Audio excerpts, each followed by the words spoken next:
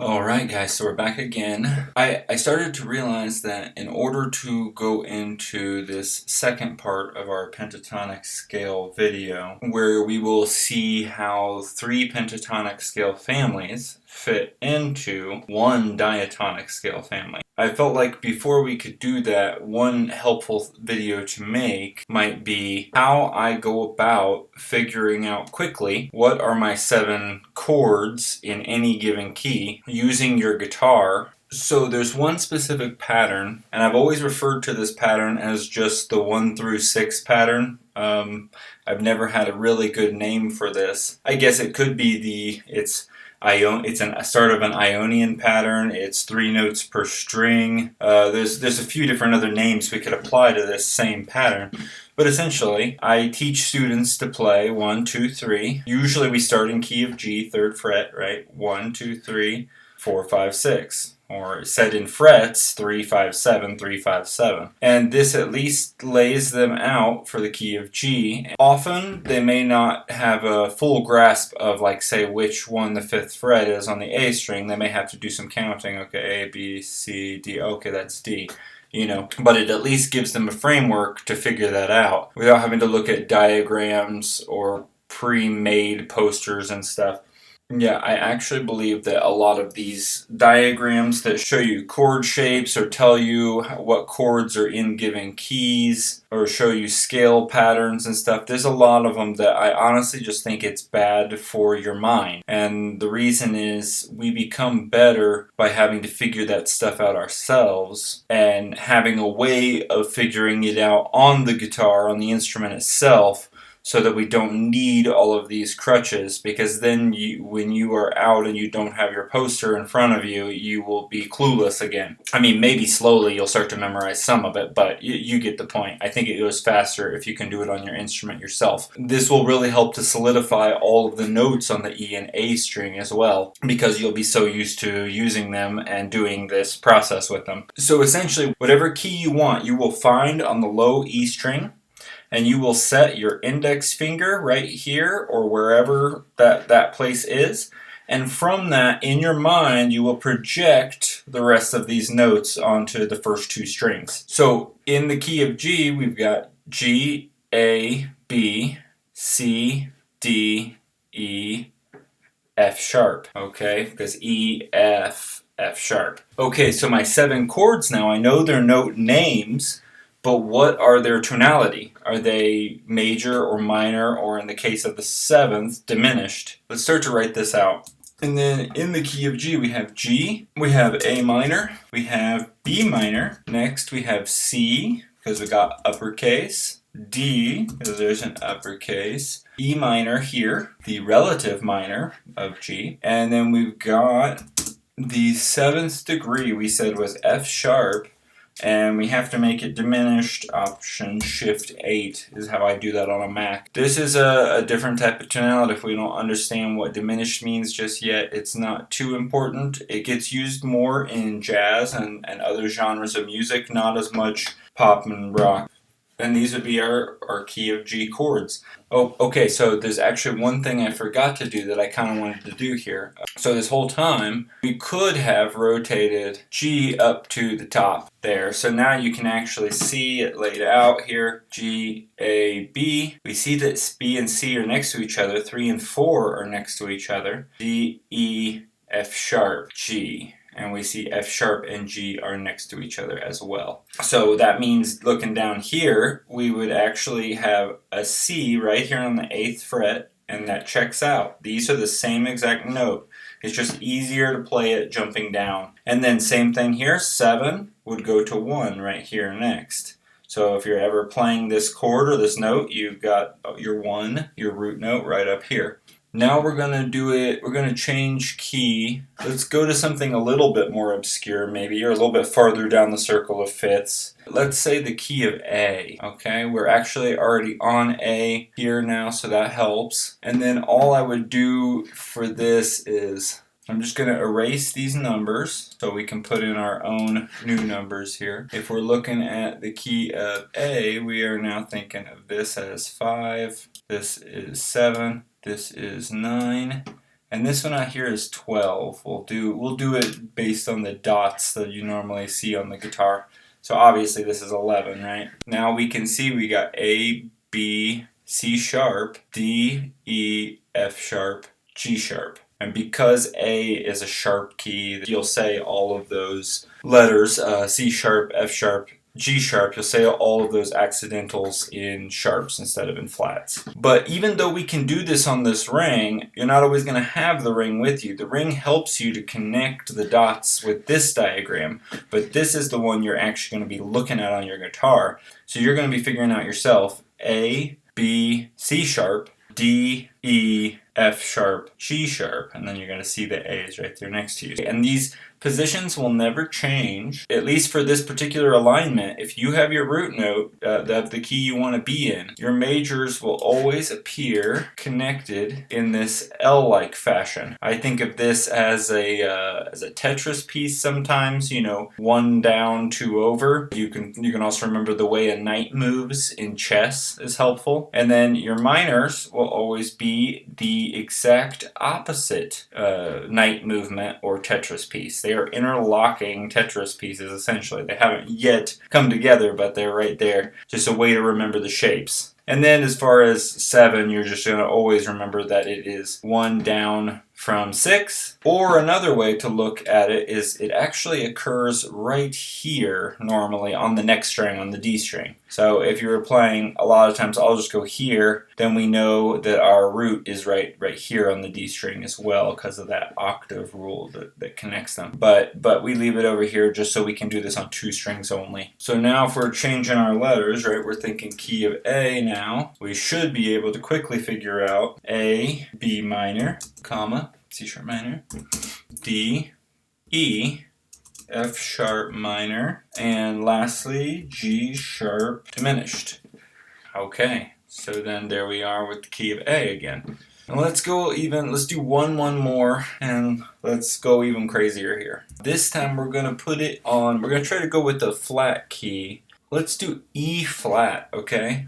E flat, you're thinking, oh my goodness, E is my lowest note on the string, so I can't go any lower than that. And that's true. So you actually have to go up to where the 12th fret is. You're going to be on the 11th fret, right? Because if 12 is E, then we got E flat here on the 11, right in our other numbers here. And then we'll put 9 here so we know where we're at. Now let's spin the ring. It has to go full 180 here. Okay, so now we can look here, or we could look here to figure it out. We could go E flat. I know a whole step up is F. I know another whole step is G. Okay, now we're going to go half steps, so that one must be A flat right here, A flat. And then we keep going, we got B flat. Now that checks out. B flat is the 5th of E flat, I know that. And then we've got B, C, because B and C are next to each other, so C minor right there, great. And then we know we got a whole step, so D will be our diminished chord here. So let's write it out again. Alright, so we would have E flat, said our next one was going to be F minor, and we said our next chord was going to be G minor, and then our next chord was going to be A flat major. And then the next chord was going to be B flat major. Next chord was going to be C minor, and the last one was D diminished. And we got it. Now this brings up an important point about the alphabet rule. This is why you end up getting sharps when you start on A, but you get flats when you start on E flat, because every letter must be represented. E, F, G, A, B, C, D. And so I can't call the 4th chord G sharp, even though that's enharmonically the same chord. I need to call it A flat because I'm thinking about it in relation to the overall key of E flat. That's a bit of the alphabet rule for you. Now we're going to try also to discuss minor keys. We've kind of touched on how G and E minor are relative major and minor. This means that every note that is in G is also in E minor. The only difference between them are which chord is our home tonality. which note you start on, essentially, when you play the scale. You don't always have to start on the home note, of course, but this is just a classic way that it's represented a lot. In order to do this, the first thing I want to do is I want to rotate this so we can start seeing things a little bit differently. So first let me rotate so we have E on top, and this is because we are still thinking about G and E, okay? We got E on top now, all the others following suit. We're going to also, remember I said E is our sixth position, so we're going to need to put 6 on top and be thinking of everything starting from 6. So now we have essentially the key of G is still there in exactly the same way that we had it before. We're just thinking of starting on 6 now. I just rotated our entire thing 90 degrees, so now we're looking at E as our root. And this would give each one of these spots slightly different names now. Now our 7th spot is actually called the 2. We would spell this 2 lowercase i's with a diminished symbol. It would still be a diminished chord, but we would no longer be calling it 7 now. We would go to flat 3. A lot of people call this one just 3 because they already are assuming that you know you're in a minor key. I don't like to do that. I would actually write this as flat and then 3 uppercase i's. I like flat 3 because it's more specific to me. I like to know the interval distance between the roots at all times. I could say it this way. G is always the flat 3 of E. Therefore, the G chord is always the flat 3 chord of any key of E. That's the way I think of it. To me, it makes it easier to keep the intervals the same. So if we go to the next one, we would obviously have a lowercase 4 here. We would have a lowercase 5. We would have an uppercase flat 6.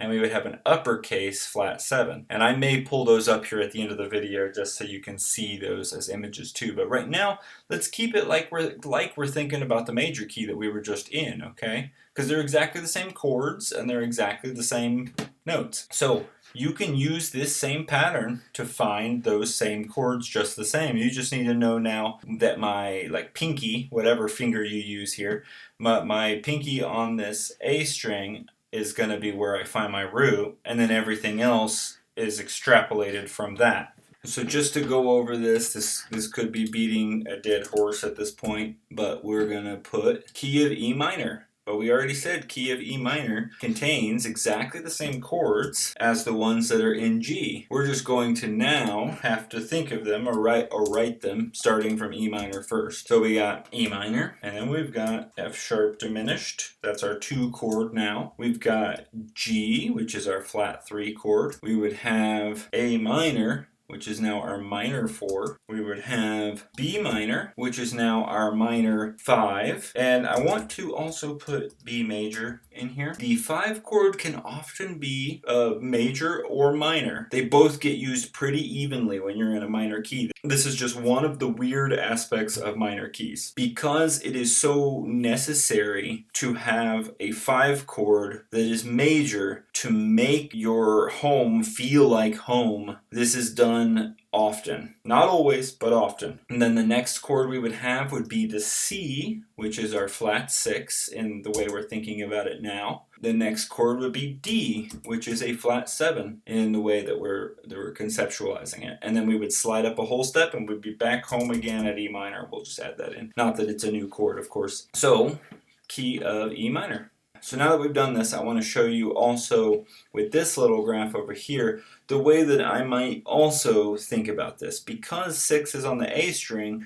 we might want to be able to view 6 as being on the low E and finding things that way. This is the way you will get used to eventually. I would do this one first to learn all your chords and everything that goes into each major and minor key, and then I would start to practice what we're about to do right now. So the first thing to just mention is that the 6 now will come from right here where it was, and 6 would actually be, if we counted down from 1, we would have 1, 7, remember 7's right by 1, and then 6 would be a whole step down from 7, so we'd actually be right there. Alright, the next one that we have to follow is obviously the 7, as we already talked about here, so 6, 7, 1. Then the next one to follow would be our 2 chord, or like we said, what we're now kind of thinking of as 4 minor, but you can think of it either way you like. As long as you're getting the major and minors correct, that's really all we care about. And then the next one, we would have the 3 moving over right here. Remember, these are exactly the same notes. We still have E, F sharp, G, A, B, C, D. Now we could leave this out here if you wanted to think of this as your minor pattern, but normally, just like with this 7 being brought over, normally this would still be brought over to rest right here, and that's a whole step away from 6, which is right here. So that would be your basic minor pattern. This is your basic major pattern, that's your basic minor pattern, just to figure it out. Now let's do another minor key just for fun. Actually, let's do another minor key, but let me change all of these numerals now so it will look different to us. Sorry this couldn't be a little bigger, but we've got it now with the actual changed titles as well, and the changed titles up here as well. So now you can kind of see, still flat 3 is our 1 of a major key, but you're thinking of it 2 different ways. The same series of notes thought of 2 different ways. Let's do one more key then. Let's make it a little bit weird. Oh, let's actually do G minor then. Okay, so G minor, we can see that B flat major would be the relative of G minor, but we don't necessarily have to know that, at least to think of it in this context. We would obviously move this now to be at the 3rd fret, right? Because we would want to center ourselves on G, because we're thinking about G minor now. And that would mean that 6, this would be, if we filled the rest of this out, this would be our B major, 1, 2, 3, 4, 5, 6 again, right? So they're just connected there. Let me erase those. Now we're going to type it out, G minor. And for this key, we're going to do, obviously, G minor itself. And then what's next? Well, we go up a whole step. We got A. That gives us A diminished, because remember the second place is diminished. Then we go up again, we can't say A sharp because we gotta think about the alphabet, so it's a B flat. Also makes sense, it's a flat 3 as well. And then we go up to minor 4, and now we're right below G, we're at C, so we got a C minor in this key. And then we go up a whole step, we got D minor, or as we were saying there, we could have a D major and still be in the key of G minor technically. Then we go up again, not D sharp, but this time E flat, and E flat is major, it's the flat 6 chord. And then we go up one more time. Now this, remember, was a whole step here, and that gave us an F major chord, which would be our flat 7, and that would slide back up a whole step and get us to G minor. Now we could do more of these, we could keep going and going, but I challenge you to figure out your own minor keys and your own major keys now. Start by using the relatives just in that one major shape that we had before, and then maybe once you get comfortable with that, start to use the minor shape as well to figure them out. And then these concepts should hopefully lead us on to which pentatonic scales we can use in any key.